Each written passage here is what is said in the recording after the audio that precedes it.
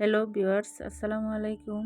যে যেখান থেকে আমার ভিডিওটা দেখছেন, কাছে ও দূরে সবাইকে অসংখ্য ধন্যবাদ।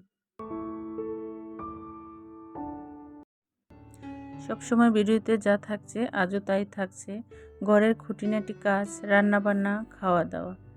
এই তো মহিলাদের এভাবেই সময় কেটে যায় সারাদিন। যারা গৃহিণী তাদের তো এভাবেই কাজগুলো করে সময় কাটতে হয়। তো আমাদের চলার পথ ভিন্ন, কেউ কারো মতো না। একজন একটা পারছে, আরেকজন আরেকটা পারছে না। যে পারছে তার চলার পথটা সহজ ও মসৃণ, অন্য আরেকজনেরটা সহজ না, তারপরও সে চেষ্টা করছে। কিন্তু তার পাশের লোকজন তাকে সাপোর্ট করতে হবে, তার চলার পথটা সহজ করে দিতে হবে, তাহলে সে এগিয়ে যেতে পারবে। আপনাদের সাথে কথা বলতে বলতে অনেক কাজ করে ফেলেছি। গতকাল মেহমান আসছিল, প্লেট বাসনগুলো নামানো ছিল, ওগুলো ধুয়ে পরিষ্কার করে তুলে নিলাম।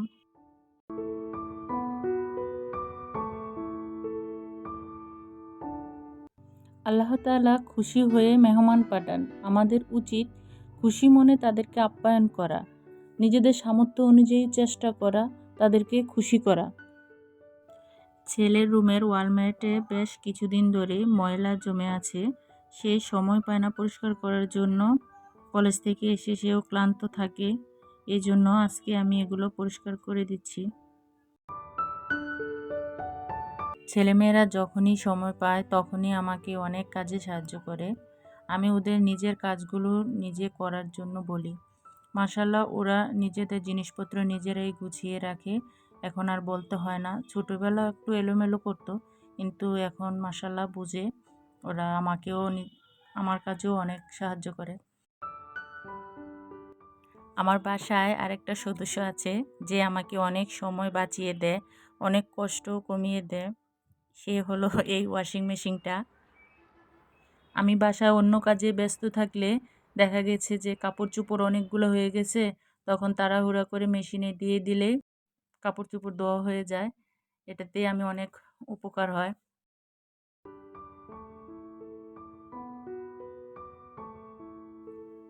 শুধু কাজ করলেই তো হবে না, খাবারও খেতে হবে, সেজন্য রান্নাবান্নাও করতে হবে।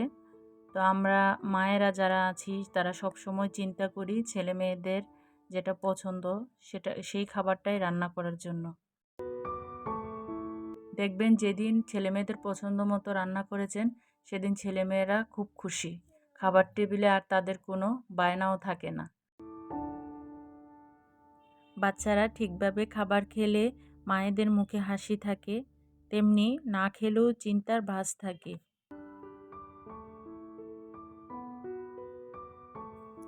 যারা আমার ভিডিওতে নতুন এসেছেন, ভিডিওটি ভালো লাগলে সাবস্ক্রাইব করবেন এবং পাশে থাকা বেল বাটনটা ক্লিক করে রাখবেন।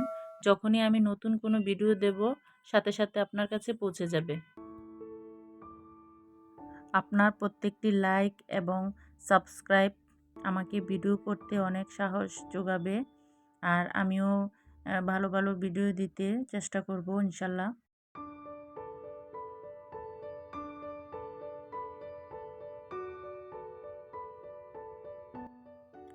আমি যখনই ব্রয়লারের মুরগি রান্না করি তখন মুরগিটাকে আগে ভেজে নেই, তারপরে সব বাটা মশলা একসাথে কষিয়ে তারপর মুরগিটা রান্না করি। এভাবে রান্না করলে অনেক মজা হয়, আর না হয় খেতে ভালো লাগে না। আর অনেকে আছে যে মুরগিটা কাঁচাই মশলার সাথে কষিয়ে রান্না করে, তো ওইভাবে আসলে ওইভাবে রান্না করা আমার কাছে ভালো লাগে না। তো আমি এভাবে রান্না করি, আপনারা রান্না করে খেয়ে দেখতে পারেন কেমন লাগে।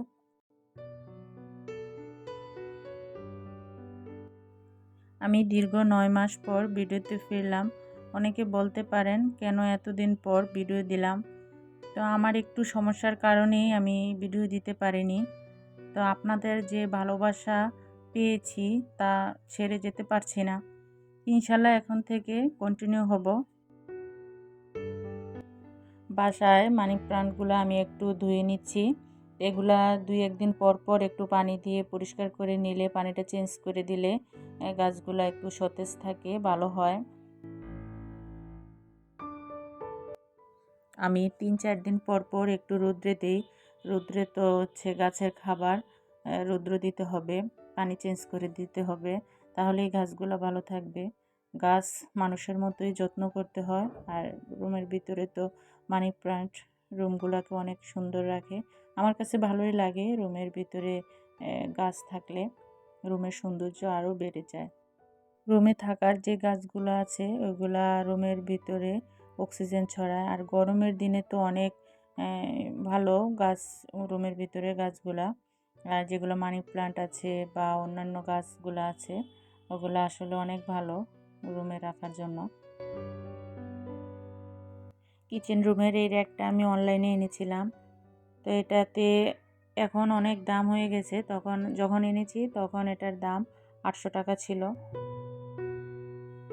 কিচেন রুমে প্লেট বাসন ধুয়ে রাখার জন্য খুব সুন্দর একটা জিনিস, আর অল্প জায়গায় খুব ভালোভাবে রাখা যায়, দেখতেও সুন্দর লাগে।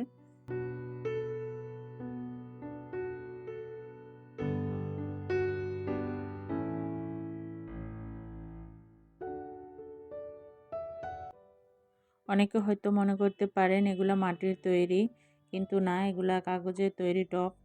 তো এগুলো আমি কিছুদিন পর পর পরিষ্কার করে রাখি। আমার খুব শখের এবং কষ্টের জিনিস টবগুলা। যারা কাগজের টব বানায় তারাই বলতে পারবে কত কষ্ট এই টবগুলা বানাতে। আমি আমার নিজে থেকেও বেশি যত্ন করি এই টবগুলাকে।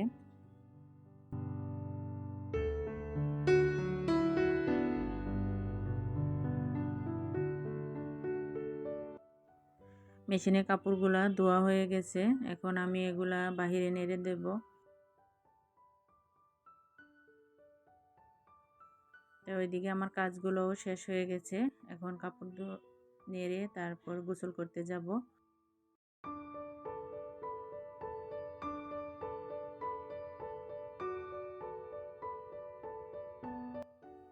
তো মেশিনে কাপড় চোপড়গুলা প্রায় 80% শুকিয়ে গেছে। তো বারান্দায় আমার রৌদ্র আসে না, একটু বাতাস লাগলেই কাপড় চোপড়গুলা শুকিয়ে যাবে।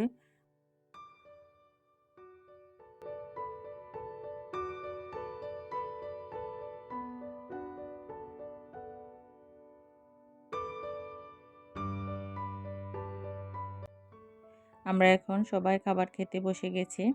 তো খাবার খেতে খেতে আপনাদের কাছ থেকে বিদায় নিচ্ছি। সবাই ভালো থাকবেন, সুস্থ থাকবেন। Take care. আল্লাহ হাফেজ। আসসালামু আলাইকুম।